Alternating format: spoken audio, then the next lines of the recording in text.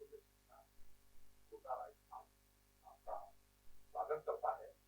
इस सत्र में हम कक्षा 11 एवं 12 के लिए गणित विषय के एक बहुत ही महत्वपूर्ण टॉपिक अवकलज का अध्ययन करेंगे।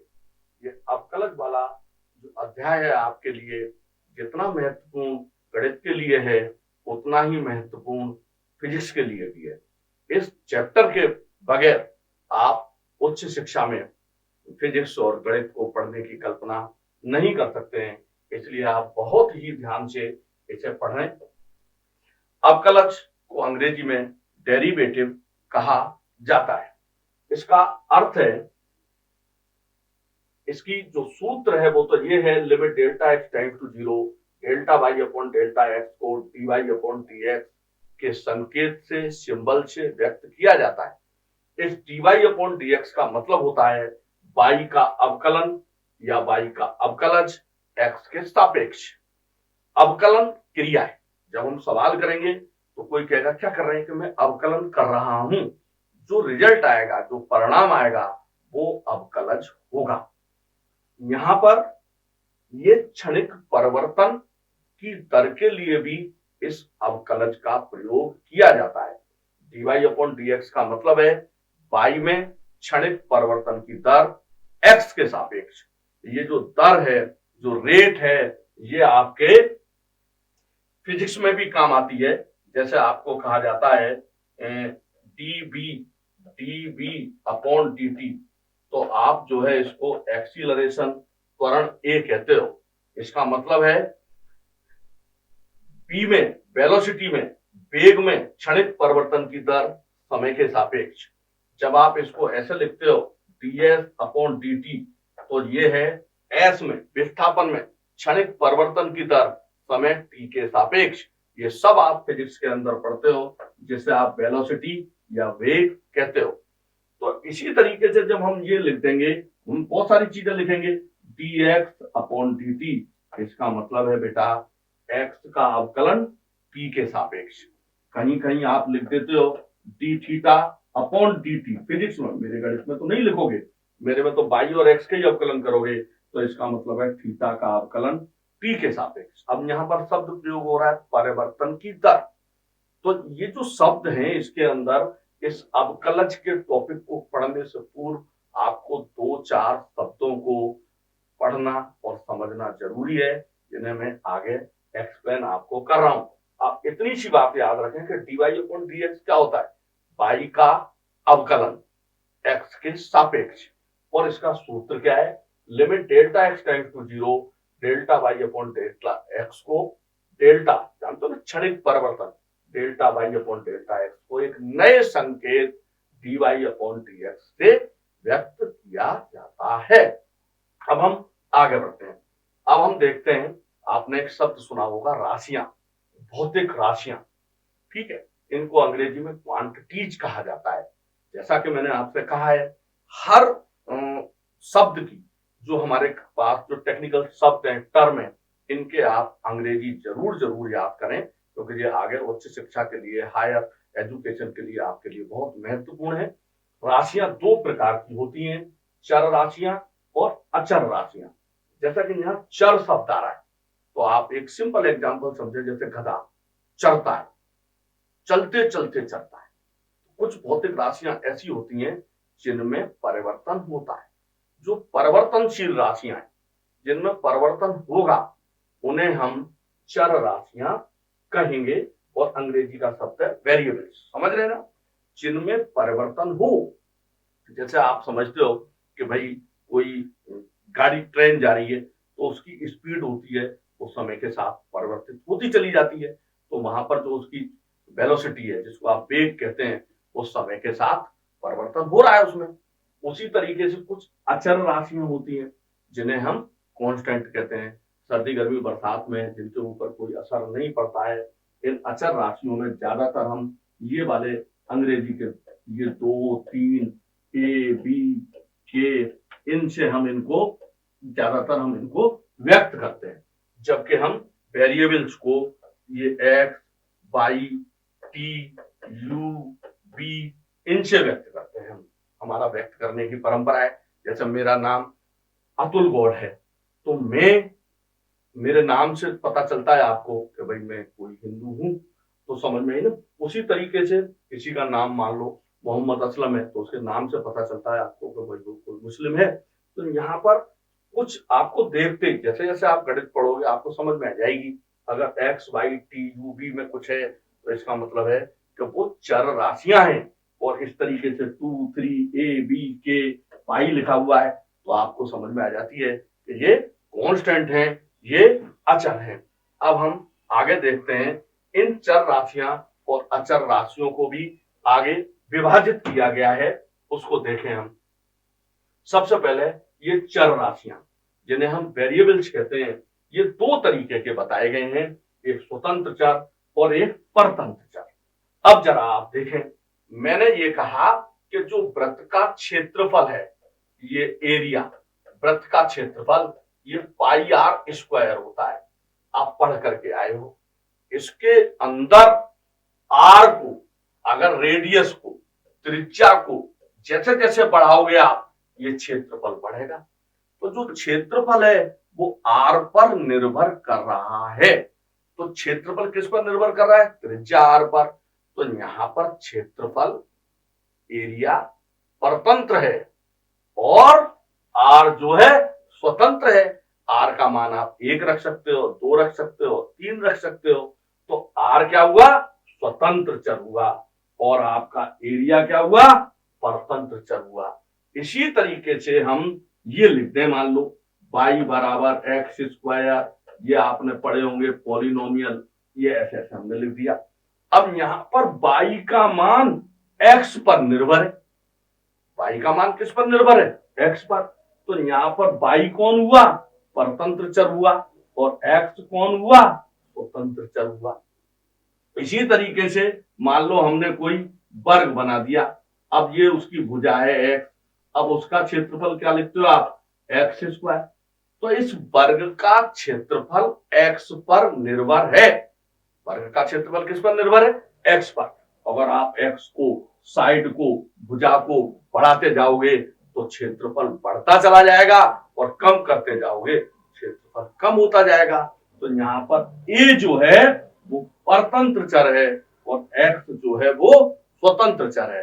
क्योंकि जो अवकलन गणित है वो परिवर्तन की दर से संबंधित है, इसलिए हम इसके अंदर हमें समझना जरूरी है कि कौन किस पर निर्भर है। यहां पर जब भी आप इस तरीके की इक्वेशन पाओगे, समीकरण पाओगे, तो x कैसा है? स्वतंत्र चर है, y कैसा है? परतंत्र चर है। अब हम इनको और आगे देखते हैं तो समझ में आया आपकी में। चर राशियां जिन्हें आप अंग्रेजी में क्या कहते हो? वेरिएबल्स। अभी साथ के साथ याद करते जाएंगे हम। चर राशियां जैसे हम अंग्रेजी में क्या बोलते हैं? वेरिएबल्स। वो दो प्रकार की होती हैं, स्वतंत्र चर और परतंत्र चर। तो आप स्वतंत्रता तो जानते हो, इंडिपेंडेंस डे 15 अगस्त वाला स्वतंत्रता दिवस, इंडिपेंडेंस डे लिखा होगा तुमने निबंध। तो इंडिपेंडेंट वेरिएबल्स और परतंत्र चर डिपेंडेंट वेरिएबल्स, बस इतनी सी बात है। और चर राशियां कौन होती हैं? वेरिएबल्स होती हैं। अब इसके बाद आप आगे देखेंगे अचर राशियां जिन पर कोई परिवर्तन नहीं होता। सर्दी, गर्मी, बरसात कुछ भी हो, चाहे उनको यहां से वहां ले जाएं, मेरे को राजस्थान से बाहर ले जाएं, तो मेरा नाम तो यही रहेगा। मैं तो फिक्स हूं। तो जो फिक्स है अब वो कांस्टेंट है। अब ये कांस्टेंट जो है इन्हें हम अंग्रेजी वर्णमाला के प्रारंभिक अक्षर ए बी सी डी के एम प्राय इनसे हम व्यक्त करते हैं। अब ये भी दो प्रकार के होते हैं, एक होते हैं निरपेक्ष अचर और एक होते हैं स्वेच्छ अचर। निरपेक्ष अचर वो हैं ये 2 3 पाई, ये आपके निरपेक्ष अचर हैं। जैसे आपने ई पढ़ी होगी 11वीं में, 2.7182 ई की वैल्यू होती है। तो ये आपके निरपेक्ष अचर जिन्हें हम एब्सोल्यूट कांस्टेंट कहते हैं। क्या कहते हैं इनको? एब्सोल्यूट कांस्टेंट कहते हैं। और जो स्वेच्छ अचर हैं वो आर्बिट्रेरी कांस्टेंट है, वो ये हैं ए बी सी डी। जैसे आप जब पढ़ते हो कि एफ डायरेक्टली समानुपाती है एफ इक्वल टू ए, तो आप यहाँ पर F बराबर एम ए लिखते हो।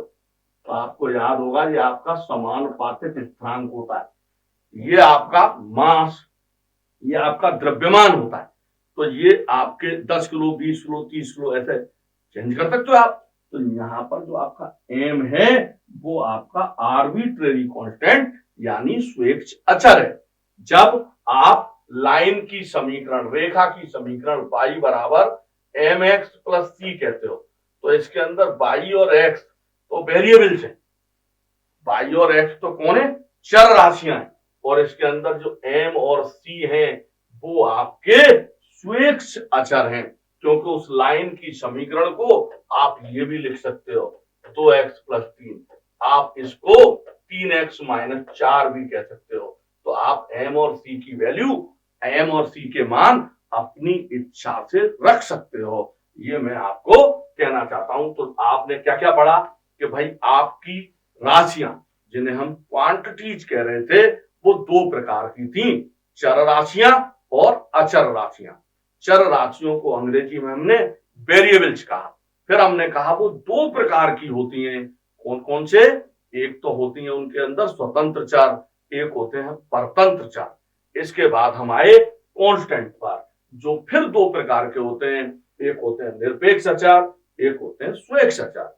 स्वेच्छ अचर अंग्रेजी वर्णमाला के प्रारंभिक अक्षर ABCD के LM से लिखने की इनकी परंपरा है, ये आपके निरपेक्ष अचर है। अब आते हैं हम अवकलज, डेरिवेटिव।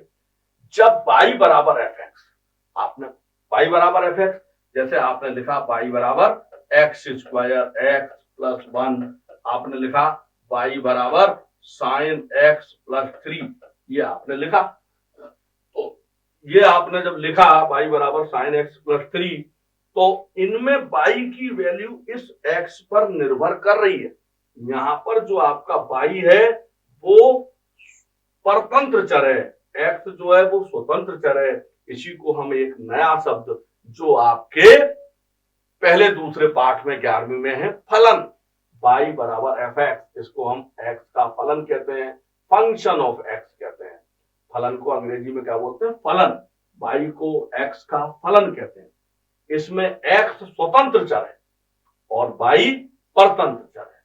जब हम इनका अवकलन करते हैं तो उसके लिए संकेत है dy अपॉन dx या f डैश x, इसको y का अवकलन dy upon dx, f dash s लगा देते हैं, या y1 टांगड़े में वन है ये, dy, d फॉर डेरिवेटिव है यहाँ, dy और y डैश, ये सब एक बार अवकलन हुआ है तो इन सबको हम प्रथम क्रम के अवकलज कहते हैं, फर्स्ट ऑर्डर के डेरिवेटिव कहे जाते हैं।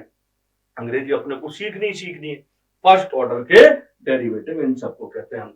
dy अपॉन dx क्या है, ये y का अवकलन x के सापेक्ष, या इसको f डैश x भी कहते हैं। जैसे किसी का नाम होता है राम नारायण लेकिन घर का नाम चिंटू भी होता है, वैसे ही है dy upon dx, f dash है y1 dy, y डैश, ये सभी प्रथम क्रम के अवकलज, प्रथम क्रम के अवकलज, जिसे अंग्रेजी में कहा जाता है फर्स्ट ऑर्डर डेरिवेटिव कहे जाते हैं।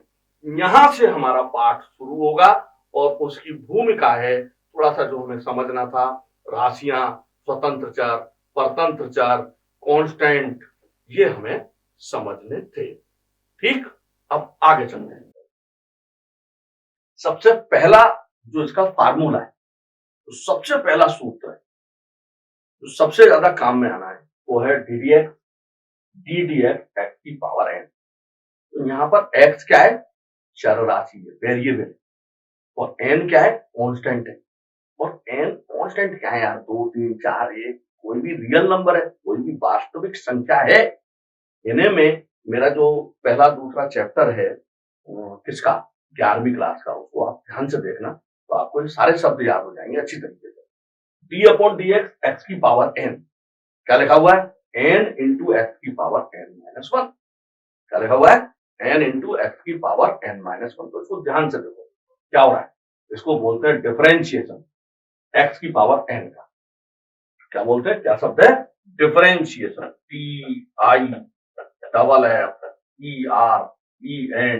TIFFERENTIATION। ATION, differentiate. किसका कर रहे हैं डिफरेंशिएशन? x की पावर n का। करना कुछ नहीं है, पावर को आगे लाना है गुणा में और एक पावर कम कर देनी है। और जो n है वो कोई भी रियल नंबर हो सकता है, कोई भी वास्तविक संख्या हो सकती है, 1 2 3 4 भी हो सकती है, माइनस में भी हो सकती है, वो सब मैं आपको दिखाऊंगा। इस फार्मूले पर फिक्स रहेंगे, हम कहीं नहीं भागेंगे। जैसे हमने लिखा सबसे पहले ddx x आनंद ले गया, तो ये फार्मूला क्या कह रहा है बेटा? पावर को आगे लाओ, इनटू लगाओ, मत लगाओ आप, एक कम कर दो आप, 3 में से 1 कम हुआ तो क्या बचा? 2 ही तो बचा ना।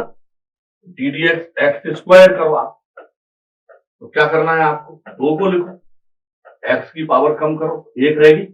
अब ये x की पावर 1 तो बेटा x ही होता है, ddx x की पावर 4 करो आप, क्या हुआ? 4x2। ddx x की पावर 5 करो बेटा, क्या हुआ?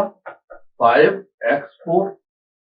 ddx x की पावर 7 करो बेटा, 7x6। ddx x की पावर 10 करो बेटा, कितनी भी हो सकती है वो, तो क्या आएगा? 10। ये जो घात है, पावर को आप घात कहते हो ना, ddx x की पावर 15 है, उसको आगे लाओ, एक कम करना है, ठीक है ना। अब अगर मैंने कहा ddx x की पावर 20, जल्दी लिखो आप लिखो 20 x की पावर 19। हमने कहा भाई ddx x की पावर 30, तेजी से लिखो आप लिखो, क्या होना चाहिए मन में? आपके रिएक्शन आना चाहिए, 30 x की पावर 2। तो ये जो घात है, जो मैंने कहा जो n है, वो कोई भी रियल नंबर है, वास्तविक संख्या है। अब आप जानते हो ये सब है।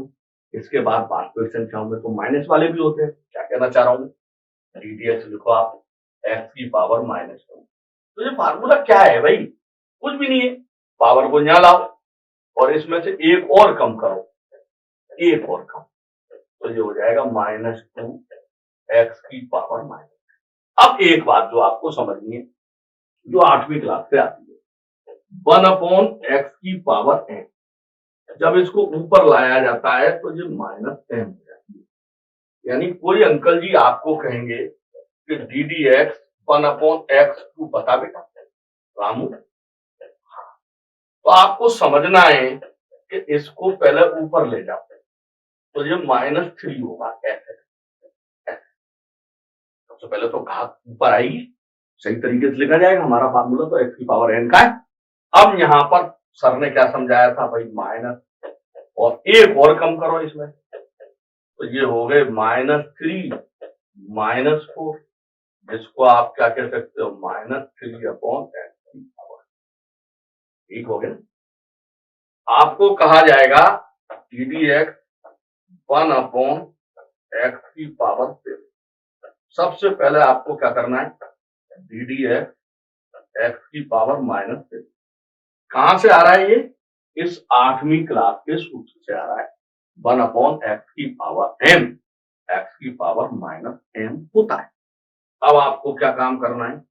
पावर आगे लिखनी है और क्या करना है? उसमें से एक और कम करना है, -7 -1, तो बेटा क्या हुआ? ये अब डायरेक्ट करो इसको, बड़े बच्चे हो आप, -8, जिसको और सकल सुधार करके ये लिखा जा सकता है। तो इस फार्मूले में कुछ भी नहीं है, आप बड़े आराम से इसको बना सकते हो, जैसे जैसे आपकी इच्छा हो बनाते जाओ, समझ में आई? जैसे जैसे आपकी इच्छा हो खूब आराम से इसको बनाओ। और मैं 2-4 और लिख रहा हूं आपके लिए, उनको और देखो ध्यान से, कैसे कैसे देखोगे आप? देखो आप, मैंने लिखा भाई दबे ddx 1/x की पावर 10। सबसे पहले आप होशियार बन जाओ, क्या लिखोगे आप? x की पावर -10, राइट। अब पावर को लाओ आप आगे, उसमें से एक और कम करो तो -11 होगा ये, और इसको ऐसे लिखोगे -10 x की पावर 11। ddx आपने करा 1/x की पावर 20 करा बेटा ऐसे। तो सबसे पहले डी डी एक्स एक्स की पावर -20 होगा, जिसको अब आपकी इच्छा है कि भाई आप कैसे लिखोगे, आप क्या करना है आपको बताओ। आप -20 लिखो, पावर आगे आगे, इसमें से एक और कम करो, ऐसे होगा। और इसको पढ़े लिखे बच्चों की तरह कैसा लिखा जाएगा, ऐसे लिखा जाएगा। तो मैंने आपको ये पावर जब प्लस में थी तब और जब माइनस में थी, दोनों ही परिस्थितियों में मैंने आपको ये सिखाया है। अब आप इसको दोबारा देखें और क्या क्या कर सकते हैं आप इसके साथ में। इस फार्मूले को, ये पावर जो थी आपकी बटे में भी हो सकती है, ये पावर अपॉन में भी बटे में भी हो सकती है। कैसे कहना चाह रहा हूं उसको जरा समझे एक बार।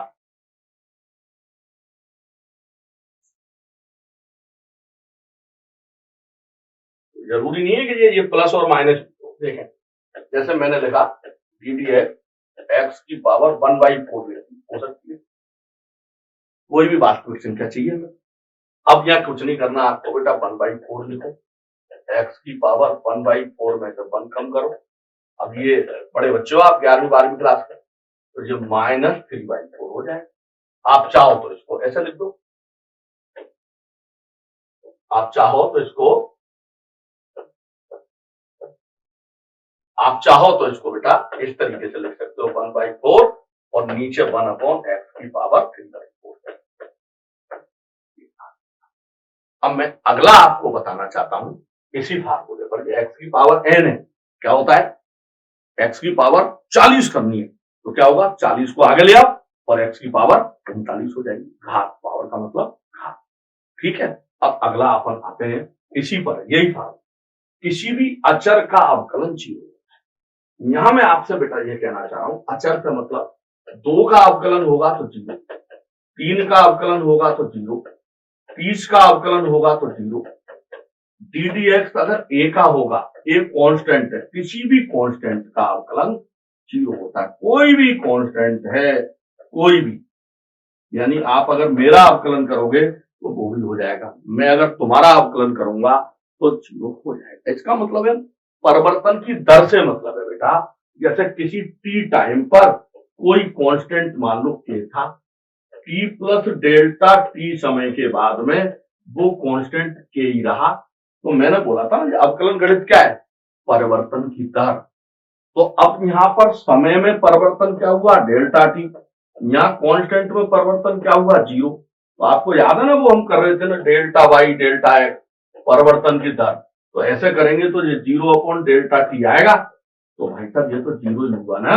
तो किसी भी कांस्टेंट का, किसी भी अचर राशि का अवकलन हमेशा 0 होता है। 2 का अवकलन 0, -2 का अवकलन 0, 3 का अवकलन 0, 4 का अवकलन 0, 5 का अवकलन 0, 10 का अवकलन 0, कोई भी कांस्टेंट है उसका अवकलन 0। और ये सब फार्मूले, पिछला वाला फार्मूला क्या था जो आपको रट लेना है कि भाई एक्स की पावर n है तो उसका अवकलन क्या होगा, n एक्स की पावर n-1।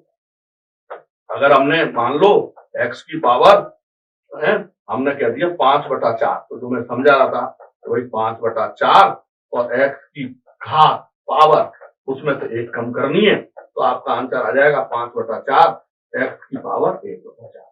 ये जो अगर कोई कहे हमसे एक्स की पावर 22 का अवकलन करो, यही दोहराने बस अपने को, तो 22 एक्स की पावर 21 हो जाएगा।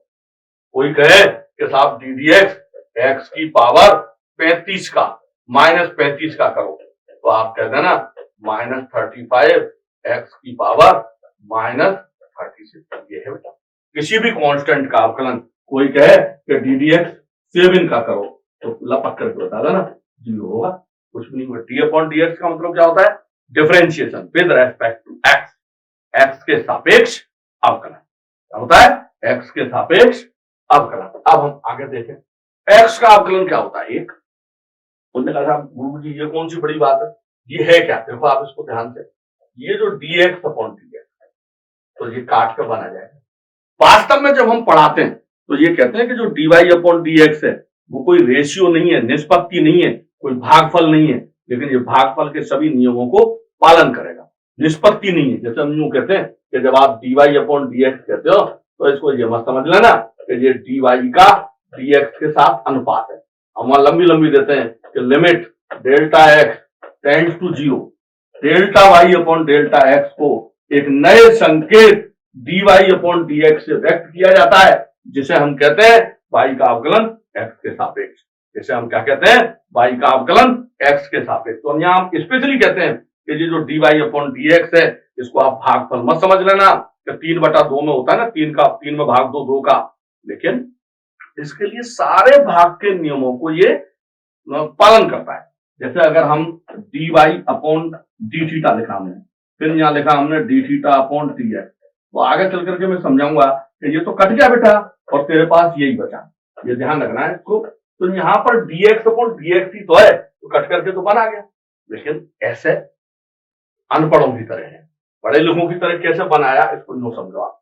ये डी डी एक्स, तो जो x है इसमें कोई आपसे घात पूछे कि यार x पर कितनी पावर चढ़ी हुई है, तो आपका मतलब होगा 1 पावर चढ़ी।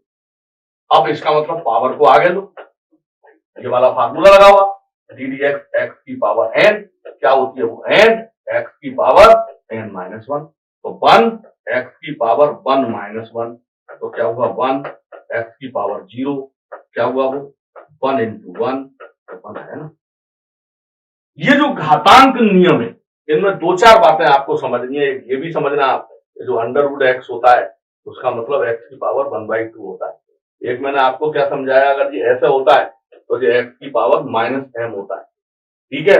एक अगर कहीं यहाँ ऐसे ऐसे लिख रहा हो n और यहाँ x लिख रहा हो तो इसका मतलब घातांक नियम है 1/n होता है। कहीं लिख रहे हो 1/x की पावर 7, तो ये ऊपर जाकर के क्या बनेंगे x की पावर -7, ये आपको समझने जरूरी है। x का अवकलन क्या होगा, 1 होगा। अब इसी में मैं एक चीज और आपसे कहना चाहता था इसमें, कि आपके पास अगर कोई kx आ जाता है, kx, तो उसका अवकलन आपके पास में k होगा।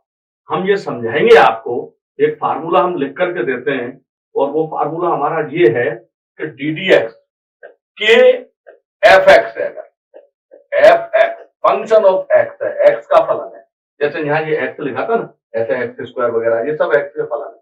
तो इसमें के कोई कांस्टेंट होता है, तो कांस्टेंट का अकेले अवकलन तो 0 होता है, लेकिन किसी फंक्शन के साथ होता है तो वो एक्स हो जाता है, कांस्टेंट बाहर हो जाता है। जैसे मैं आपको थोड़ी देर में ये समझाना चाहता हूं कि भाई 3x का अवकलन करना है, अकेले 3 का अवकलन करूंगा तो 0 होगा, लेकिन वो तो 3x है ना, तो वो वेरिएबल के साथ जुड़ा हुआ है। वो किसके साथ जुड़ा हुआ है, वो जुड़ा हुआ है चर राशि के साथ में, तो अब तो ये पूरा चर है। तो अब यहाँ पर हमें क्या काम करना है बेटा, 3 को तो हम बाहर कर देंगे और डी डी एक्स करेंगे x का, तो x का अवकलन तो 1 होता है, तो 3 into 8 क्या हो गया 3। दोबारा समझो मैं जो कहना चाहता हूँ आपसे, मेरा मेरा समझाने का मतलब आपको केवल इतना चाहिए,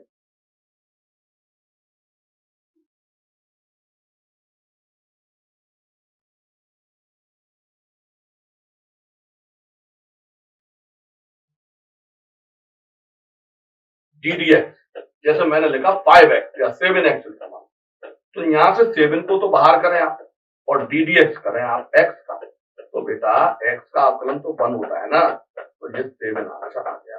तो ddx अगर हम kx करेंगे तो वो हमारे पास, तो जैसे मैं आपको समझाना चाहता था कि ddx के fx में k कोई कांस्टेंट है, उसको बाहर कर दो, क्योंकि कांस्टेंट अकेला होगा तो उसका अवकलन 0 होगा, लेकिन अगर वो किसी चर राशि के साथ में होगा तो पहले उस कांस्टेंट को तो बाहर करें और अवकलन करें चर राशि का। जैसे भाई साहब मैंने लिखा आपके सामने डी डी एक्स 8x² लिखा बेटा, तो यहां से आपको क्या काम करना है, 8 को बाहर करना है और डी डी एक्स करना है किसका, x² का। इस कंसेप्ट को मैं आपको समझाना चाहता था। x² का अवकलन क्या होगा, 2x, तो मिल मिलाकर के कितने हो गए, 16x हो गए। इसकी मैं आगे अगली वाली स्लाइड में विस्तृत आपके साथ में चर्चा करने जा रहा हूं, इस वाले टॉपिक की, ddx के एफ एक्स के इंटू ddx एफ एक्स, तो इसकी मैं चर्चा आपसे करूंगा। अब आप एक चीज और देखें मेरे साथ में, जो मैं अब हम अगला वाला जो फार्मूला मैं आपको दिखाना चाहता था, ये फार्मूला वही है ddx x की पावर n, कौन सा फार्मूला है हमारा, ddx एक्स की पावर एन, यही है सारे मम्मी पापा जो मैंने आपसे कहा था। क्या होता है फार्मूला? एन एक्स की पावर एन माइनस वन। आठवीं क्लास ये कहती है बेटा कि जो अंडर रूट एक्स है ना, इसके अंदर ये पावर होती है। आठवीं क्लास कहती है, समझ में? अब यहां पर अंडर रूट एक्स लिखा है हमने, तो अंडर रूट एक्स का मतलब क्या है? एक्स की पावर 1/2 है, इधर वाले को लो आप। अब क्या होगा? पावर तो आगे आएगी। अब क्या हुआ? एक्स हुआ, इसमें से एक कम करो तो ये क्या हुआ? 1/2। आधे में से एक गया तो -1/2। अभी थोड़ी देर पहले मैंने आपसे कहा कि अगर ये ऐसे हो तो इसको नीचे गिरा दो, ऐसे कर दो, और अगर नीचे हो ऐसे और ऊपर लिफ्ट करो तो माइनस कर दो ऐसे। तो बेटा ये माइनस है तो इसको नीचे गिरा दो आप, तो ये 1/2 1/x की पावर 1/2। तो क्या हो गया? ये 1/2, उसको वापस आप रूट एक्स लिख दो। एक्स की पावर 1/2 क्या होता है? अंडर रूट एक्स होता है। तो मैं जो आपको ज्ञान देना चाहता हूं कि भाई डी डी एक्स के एफ एक्स कोई एक्स का फलन है, कोई चर राशि है, तो के को बाहर करो और एफ एक्स का अवकलन करो। जैसे भाई दबे मैंने तुमसे कहा कि डी डी एक्स 2 और रूट एक्स है, तो इसको अब आप सूत्र समझ लो। आप दो को तो आप बाहर करो और डी डी एक्स करो किसका? रूट एक्स का। ये आपको याद रहे फार्मूला कि ये तो 2 है और रूट एक्स का अवकलन क्या होता है? 1/2 रूट एक्स। काट पीट कर क्या आएगा? 1/√x। कोई आपसे कहे कि डी डी एक्स 6x की पावर 4 करो, तो आपको क्या काम करना है? कैसे समझना है? 6 कांस्टेंट है, बाहर करो, x की पावर 4 का अवकलन करो, क्या होगा? 6 इंटू 4 x की पावर 3, और कितने हो गए? 24x। ये बात है बेटा। तो डी डी एक्स, अब तक आपने कौन कौन से फार्मूले सीखे? एक तो ये सीखा, एक मैंने आपको सिखाया किसी भी कांस्टेंट का अवकलन क्या होता है? 0 होता है। एक मैंने सिखाया आपको x का अवकलन क्या होता है? 1 होता है। x का अवकलन 1 होता है। जो महत्वपूर्ण बात है वो ये सिखाना चाहता हूं कि अगर kx है बेटा, तो आप k को बाहर करिए, x का अवकलन कीजिए, जो क्या होगा? 1 होगा, और ये k इंटू 1 होगा तो ये k होगा। kx का अवकलन क्या होता है? k होता है। तो अगर कोई आपसे 4x का अवकलन पूछ ले तो 4 तो बाहर होगा, x का 1 होगा तो 4 होगा।